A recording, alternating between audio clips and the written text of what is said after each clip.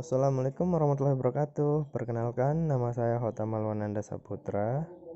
Di video saya kali ini, saya akan menjelaskan tentang mengapa di dalam tab MPR nomor 20/MPRS tahun 1966 menetapkan undang-undang dengan Perpu ke dalam posisi yang sama, sedangkan di tab MPR nomor 3/MPR/2000 dan Undang-Undang Nomor 10 Tahun 2004 menetapkan undang-undang dengan Perpu di dalam kedudukan posisi yang sama.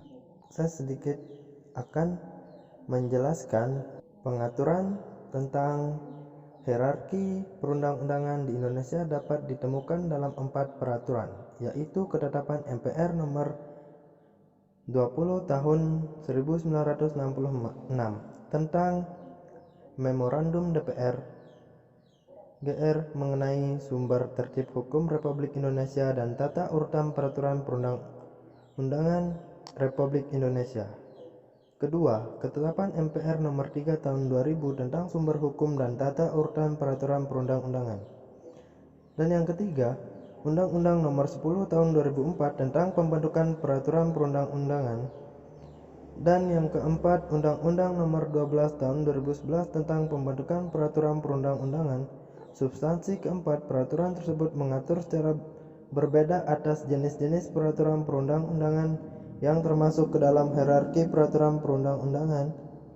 Salah satu perbedaan paling mendasar pada keempat peraturan di atas yaitu mengenai keberadaan ketetapan MPR, tab MPR dalam hierarki peraturan perundang-undangan. Keberadaan produk kebijakan politik dan kebijakan hukum lembaga permusyawaratan rakyat tersebut disebutkan dalam hierarki sebagaimana diatur dalam tab MPR nomor 20 tahun 1966 dan tab MPR nomor 3 tahun 2000. Namun tidak demikian pada Undang-Undang Nomor 10 tahun 2004 tentang pembentukan peraturan perundang-undangan Undang-Undang Nomor 10 tahun 2004. Pasal 7 ayat 1 Undang-Undang Nomor 10 tahun 2004 mengeluarkan tab MPR dari jenis dan hierarki peraturan perundang-undangan yang ada dalam hierarki.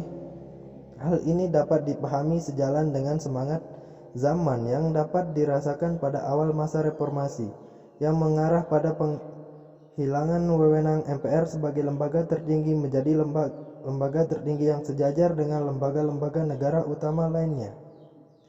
Perkembangan undang-undang tentang pembentukan peraturan undang-undang selanjutnya menciptakan kondisi yang berbeda.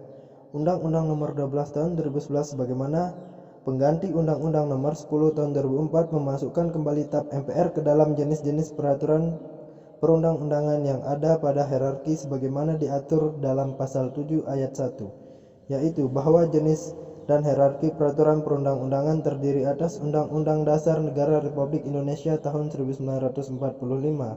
Dan yang kedua, Ketetapan Majelis Permusyawaratan Rakyat. Ketiga, undang-undang atau peraturan pemerintah pengganti undang-undang. Keempat, peraturan pemerintah. Yang kelima, peraturan presiden. Yang keenam, peraturan daerah provinsi. Dan yang ketujuh, peraturan daerah kabupaten atau kota.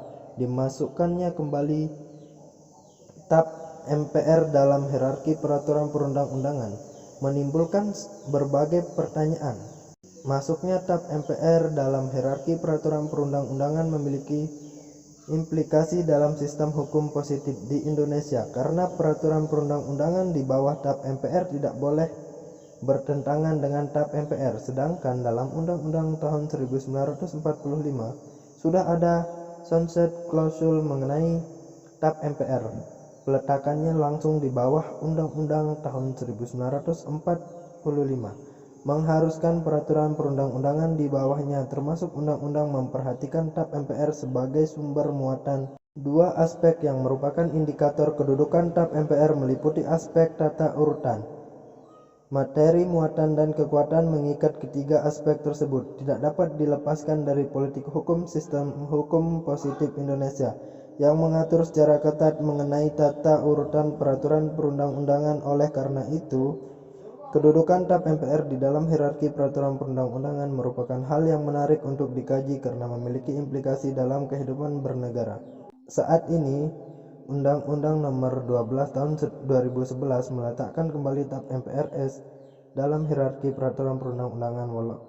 Walaupun TAP MPR yang dimaksud di sini adalah TAP MPRS yang masih berlaku sebagaimana yang dimaksud dalam pasal 2 dan pasal 4 TAP MPR Nomor 1 MPRS 2003. Yang dimaksud agar TAP MPRS yang masih berlaku memiliki status hukum karena sebagian substansi TAP MPR tersebut belum tertampung di dalam peraturan perundang-undangan, tapi seharusnya TAP MPRS tersebut harus dipandang tidak lagi sebagai sumber hukum formal tetapi sebagai sumber hukum material.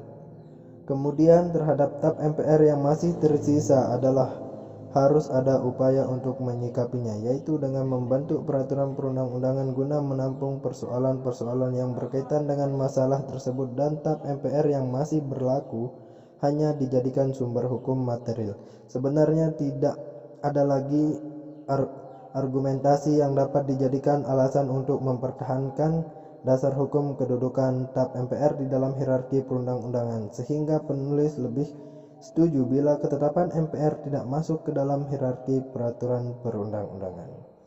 Sekian video dari saya, semoga ada gambaran untuk kita semua tentang TAP MPRS. Sekian, wassalamualaikum warahmatullahi wabarakatuh.